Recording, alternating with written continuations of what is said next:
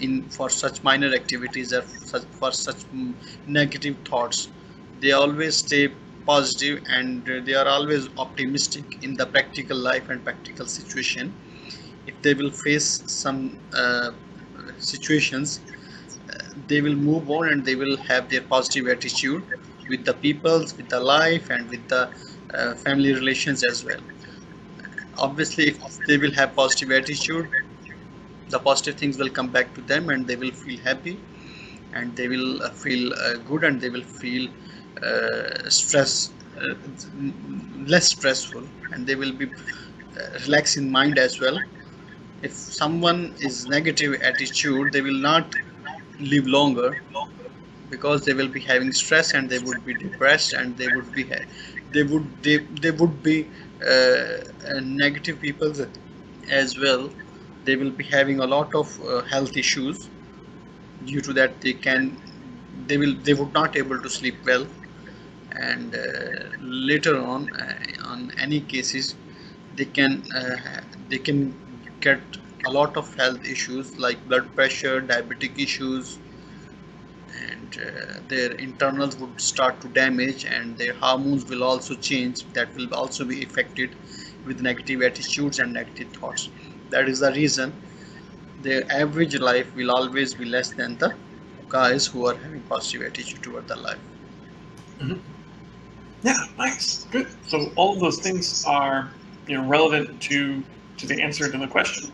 So you can say like, I'm not surprised by this research because in my experience, the people that I know that are more positive are also more healthy. They tend to live longer. People that are negative are focused on the little things, the unnecessary things, like you said. They're very stressed. It leads to health issues, things like that. So yeah, all of the arguments that you made support the answer to this question. It's just a matter of introducing it and framing your answer. So yeah, I agree that these kinds of questions are a little bit difficult to incorporate into a conversation, but they're designed to emulate something that you might encounter on an exam. So it will need practice only, right? Yeah. Mm-hmm. Yeah. So it's very common, especially on the TOEFL and sometimes on the IELTS, where they give you a question: do you agree or disagree with the following statement? So it's not really a question that's like something that you might encounter in conversation, like what's one of your biggest dreams, or like what do you like to do to relax? Like those are questions that we can answer in a conversation because they're natural. But like if we say, do you agree or disagree with the following statement? Children shouldn't have to go to school. Like it's an unusual statement that we don't really encounter in real life. But it is structured and looking for a grammatical response and a rhetorical response. So it's kind of designed to be a little bit tricky. But all of the content that you've talked about is very good. It's very relevant. We just need to frame it a little bit according to the question. Okay, so this question goes a little bit off of what you were talking about with the little things, the unimportant things. So focusing on what's important instead of getting angry or negative about minor inconveniences. So we have a phrase in English: don't sweat the small stuff. So don't worry about the little things. You're just going to end up being stressed, and it doesn't make you feel good.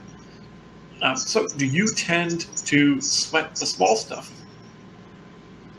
No, I do not tend to sweat the small stuff, because they are not long lasting. The time that will be for time bound, specifically for short time bound. It will not long last, and I think we should move forward. That's all. Nice, good, very good attitude. So what day-to-day things tend to put you in a bad mood? What day-to-day things tend to put me in a bad mood?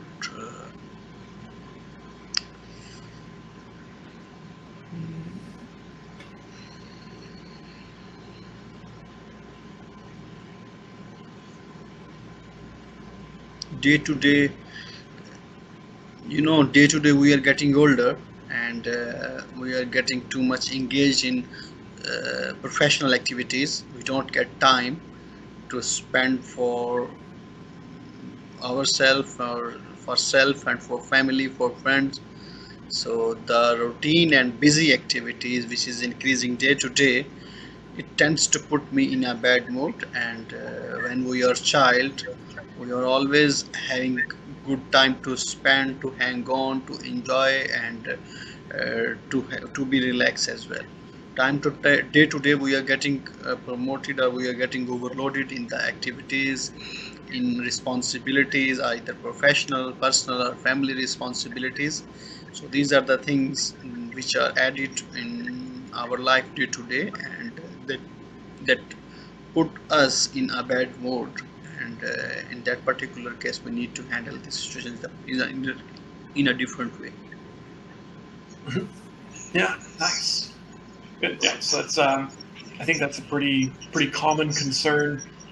Sometimes we feel that, are we really dedicating ourselves to the thing that's most worthwhile? And so we get caught up in our professional lives when we really want to be spending time with our family and relaxing and having making memories, that kind of thing. So yeah, I can see that. Okay. Okay, so here we have some expressions that we use to talk about attitudes and positivity. So one of them is hang in there. So you imagine that you're hanging from a branch or something like that. You just need to hang on. Keep hanging on. Things will get better. So to be patient when things get difficult, hang in there.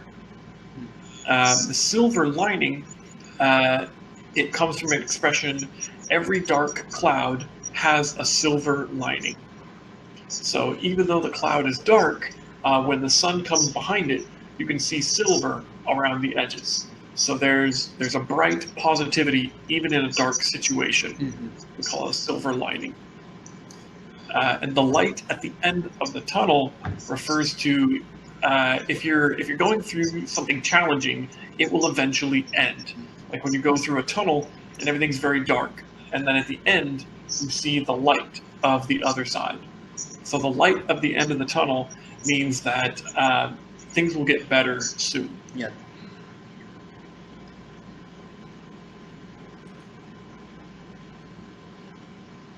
Okay, so let's take a look at some of these situations. So in the first example, you are staying in a fun urban city for a work trip, but you missed your return flight. The next flight doesn't leave until tomorrow night. So what would an optimist in this situation? The optimist will say that, okay, no problem, we'll stay in the airport and we will enjoy the time. We will move around and we will have some fun, and we will wait until the next flight. Why we should bother for this situation? It's okay, it happens.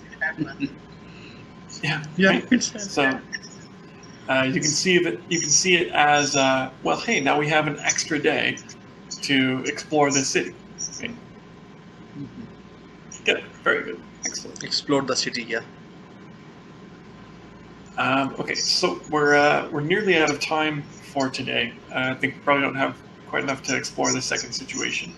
But anyways, yeah, if you want to work on a writing assignment that we can go over together during a lesson, Sure. that would be really helpful.